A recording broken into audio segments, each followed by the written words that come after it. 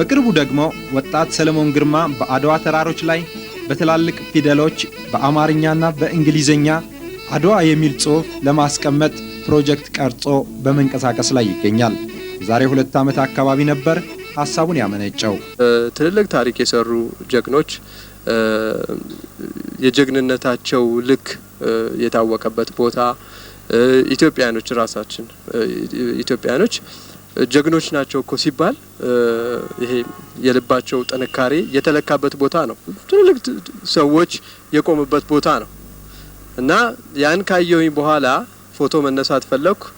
ምልክት የለው አድዋ መሆኑን የሚገልጽ እንግዲህ ፎቶግራፍ ሁሉንም ያን ሰንሰለታማውን ተራራ ጠቅላላ ሙሉ ለሙሉ ላይ ያስገባልህ ይችላል። የሆነ ግን ጽሁፍ ነገር መኖር አለበት ይሄን ነገር የሚገልጽ የሚል ነገር ነው መነሻው የሐሳቡን። አካባቢውን የሚጎበኝ ሰው ፎቶግራፍ ለመነሳት ቢያስብ ከተራሮቹ በተጨማሪ አካባቢውን የሚያመለክት ነገር ለማስቀመጥ ታስቦ ነው ጽሁፉ የሚሰራው። ወጣቱ ከክልሉ ጋር የስምምነት ፊርማ የተፈራረመ ሲሆን የዲዛይን ስራው በአሁኑ ጊዜ ተጠናቋል። የኮንስትራክሽን ዲዛይን የሚባል አንጋፋ ተቋም ይሄን ነገር ታሪካዊ ስለሆነ 200 ሺህ ብር መከፈል ነበረበት።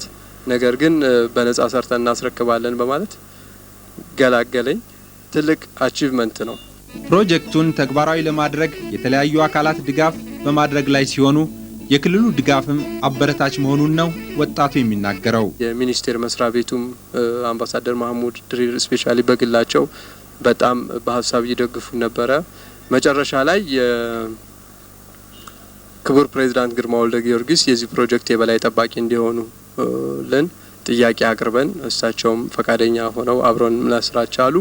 ሊቀት ጓን አስታጥቂያ ባተ የጥንታዊ ኢትዮጵያ ጀግኖች አርበኞች ማህበር ያ ማህበሩ ራሱ ከጎናችን እንዲቆምና የዚህን ፕሮጀክት ተፈጻሚነት በማጠናከር በኩል አብረውን እንዲሆኑ ጠየቅን። አብረውን ሆኑ። ግንባታው የሚፈጀው ጊዜ 3 ወር ሲሆን አጠቃላይ የፕሮጀክቱ ወጪ 20 ሚሊዮን ብር እንደሚሆን ይገመታል። አልሙኒየም ነው የሚሰሩት ፊደሎቹ ጠቅላላ። አንግል አይረን የሚባል ስትራክቸር አለ ከጀርባው። አንግል አይረኑ ብቻ 1050 ካሬ ሜትር ነው የሚሸፍነው። አንዱ ፊደል ወደ ላይ ቁመቱ የ3 ፎቅ ቤት ያህል ባለ 3 ፎቅ ቤት ህንጻ ያህል ግዝፈት አለው። ትልቅ ነው። ወደ 700 ካሬ ሜትር ይፈጃሉ ፊደሎቹ ብቻ። ይሄ ብቻ አይደለም። እዛ አካባቢ ላይ የተለያዩ ከቱሪስት ሲመጣ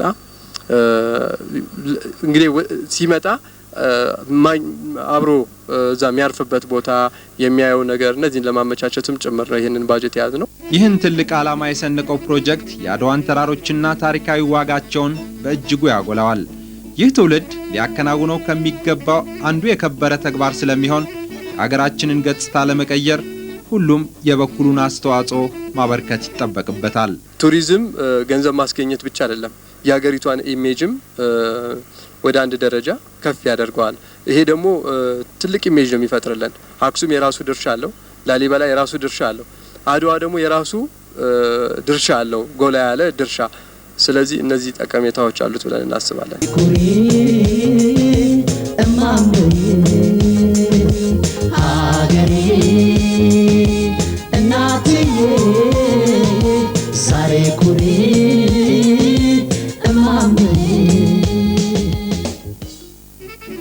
የአድዋ ታሪክ ገና ብዙ ይጻፍበታል። ቅኝ ገዢ አውሮፓውያንን አንገት አስደፍቶ ለጥቁር ሕዝቦች የትጥቅ ትግል ስንቅ ሆኗል። አድዋ በቱሪዝሙ መስክ የወገኖቻቸው የልማት አጋር ይሆናሉ። እነዚህ አንጸባራቂ ታሪክ የተሰራባቸው ሰንሰለታማ ተራሮች አካባቢዎችን በቱሪዝሙ ለማልማት አገራችንም ከዘርፉ የምታገኘውን ጥቅም አጠናክሮ ለመቀጠል የሁሉም የህብረተሰብ ክፍል ርብርብ ያስፈልጋል። ሰዓሊዎች ብዙ ሊሰሩት ይችላሉ ብዬ አስባለሁ። በእነሱ አይን ብዙ ነገር ሊፈጠር ይችላል። የአርት ሰዎች ወይም ሙዚቃ ውስጥ ያሉ ሰዎች ብዙ ነገር መስራት ይችላሉ። በፊልም ኢንዱስትሪው ብዙ ነገር መስራት ይቻላል። ከዛ ውጪ ባለሀብቶች ብዙ ነገር ማድረግ ይችላሉ። ሆሊውድ በ1920 በፈረንጆች አቆጣጠር ነው ላንድ ማርካቸውን የሰሩት ሆሊውድ የሚለውን። ያ ከመሰራቱ በፊት የአካባቢን ብትመለከተው ገጠራማ አካባቢ ነው። ሆሊውድ ከተሰራ በኋላ ነው ነጮች አድቬንቸር ስለሚወዱ በየጊዜው እዛ አካባቢ በመሄድ ቀደም ሲልም ተጀምሮ የነበረውን የፊልም ኢንዱስትሪ እዛ አካባቢ በማስፋፋት ዛሬ በዓለም አቀፍ ደረጃ ከፍተኛ ገቢ የሚያስገኝ ቦታ ያደረጉት። አድዋ ደግሞ ይቅርታ አድርግልኝና የልብ ትርታችን ያለችው እዛ ቦታ ላይ ነው። ስለዚህ እዛ ቦታ ላይ እኛ ይሄን ነገር ጀምረናል። ባለሀብቱ የተለያዩ ነገሮችን በማድረግ አካባቢውን ሊያደምቀው ይችላል። ያ አካባቢ ደመቀ ማለት ነጻነታችን ደመቀ ማለት ነው። ታሪካችን ደመቀ ማለት ነው። ከውጭ ጋር ያለን ግንኙነት ደመቀ ማለት ነው። ዛሬ የአድዋ ድል ከተበሰረ 112ኛ ዓመቱን አስቆጥሯል። ከዚህ ዘመን ትውልድ መካከል አንዱ የሆነው ወጣት የኢትዮጵያዊቷን የአድዋን ተራሮች ከልጅነቱ ጀምሮ ሲመለከታቸው የጀግንነትና የመርታት ተምሳሌትነታቸው ጎልቶ ይታያል። ያ ትንኩኝ ባይ ትውልድም የፈጸመው ጀግንነት በህሊናው ጓዳ እየተርመሰመሰ ኩራትን ያላብሷል። እናም አንድ ነገርን ለማድረግ አሰበ፣ አድዋ ከፍ ብሎ ይታይ ዘንድ። ይህ ወጣት ሰለሞን ግርማ ይባላል። ትልቅ ታሪክ የሰሩ ጀግኖች የጀግንነታቸው ልክ የታወቀበት ቦታ ኢትዮጵያኖች ራሳችን ኢትዮጵያኖች ጀግኖች ናቸው እኮ ሲባል ይሄ የልባቸው ጥንካሬ የተለካበት ቦታ ነው።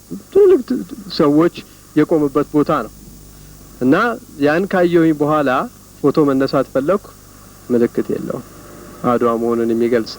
እንግዲህ ፎቶግራፍ ሁሉንም ያን ሰንሰለታማውን ተራራ ጠቅላላ ሙሉ ለሙሉ ላይ ያስገባልህ ይችላል። የሆነ ግን ጽሁፍ ነገር መኖር አለበት ይሄን ነገር የሚገልጽ የሚል ነገር ነው መነሻው።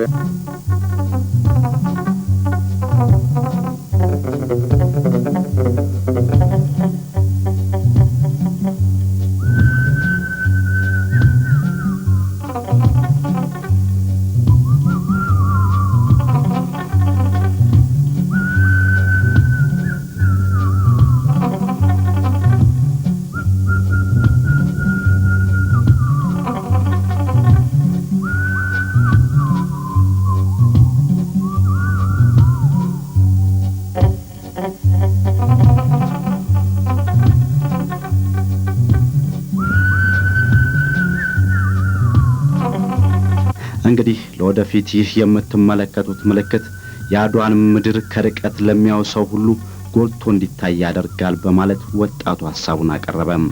ብዙዎች ተቀበሉት። ሐሳብህ ሐሳባችን ነው በማለት ህልሙን ለማሳካት እየተሯሯጡለት ይገኛሉ።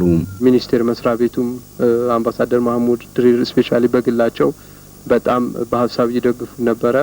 መጨረሻ ላይ ክቡር ፕሬዝዳንት ግርማ ወልደ ጊዮርጊስ የዚህ ፕሮጀክት የበላይ ጠባቂ እንዲሆኑ ለን ጥያቄ አቅርበን እሳቸውም ፈቃደኛ ሆነው አብረን መስራት ቻሉ። ሊቀ ትጉሃን አስታጥቄ አባተ የጥንታዊ ኢትዮጵያ ጀግኖች አርበኞች ማህበር ያ ማህበሩ ራሱ ከጎናችን እንዲቆምና የዚህን ፕሮጀክት ተፈጻሚነት በማጠናከር በኩል አብረውን እንዲሆኑ ጠየቅን። አብረውን ሆኑ።